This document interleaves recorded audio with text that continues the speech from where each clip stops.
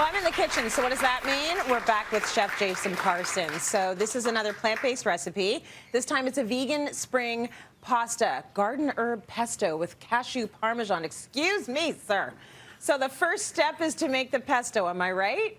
It's all about these beautiful herbs. Look at them, aren't they fantastic? Beautiful. And they came from my garden, isn't that awesome?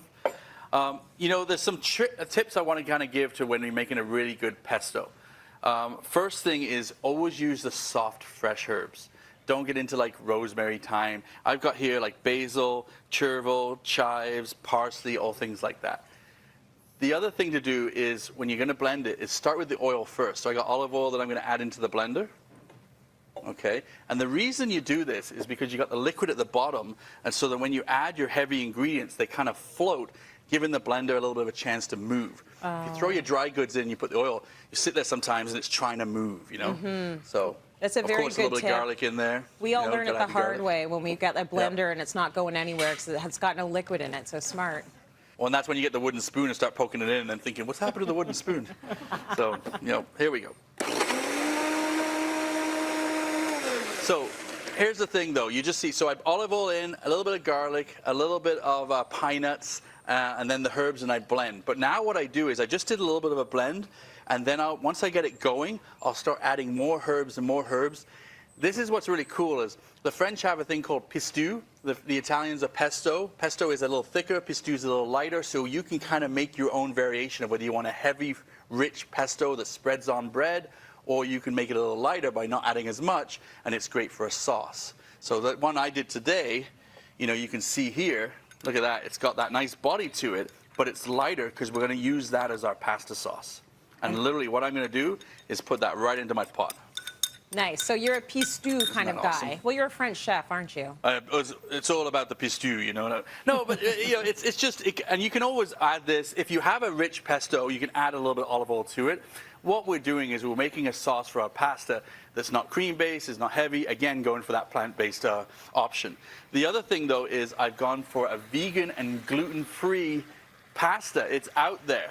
The only thing I recommend when you're using this stuff is cook it al dente, because if you overcook it, it goes to mush. But literally, I just warm up my sauce here like this, and then I've already cooked this separately in boiling water, salt. I've let it cool down so I can make sure it's cooked perfectly, and now I'm going to add it in. So I just add in my little pasta like this. Chef, what do you think of the taste? Away. How does it compare to the pasta that we're used to?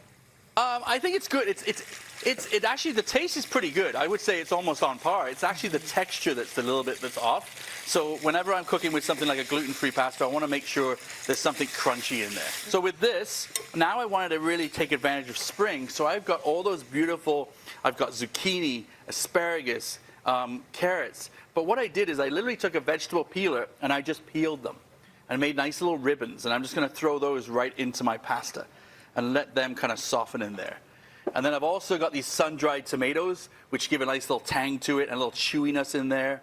And then I'm just going to put this on nice and low here and let that cook. But here's the trick. You don't want to overdo it at this point. We're just softening those vegetables, maybe adding in a little bit of salt and pepper.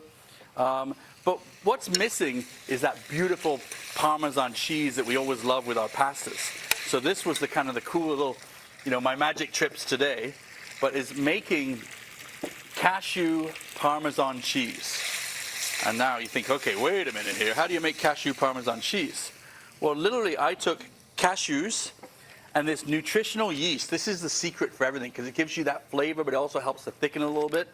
And then I took a little bit of garlic powder and some salt, and I literally just blended them until I ended up with this beautiful, what looks like Parmesan cheese. And the crazy thing is on TV, you're probably looking at that and going, well, isn't that just ground cashews? But you have to taste it. It literally has a cheesy texture to it, cheesy taste to it, and it's fantastic. So look how fresh and spring-like this looks.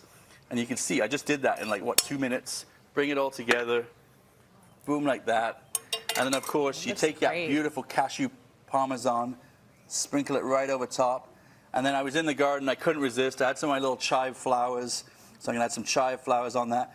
But that dish right there, plant-based, vegan, gluten-free, no dairy, got cheese on it. Like, hello, what's going on?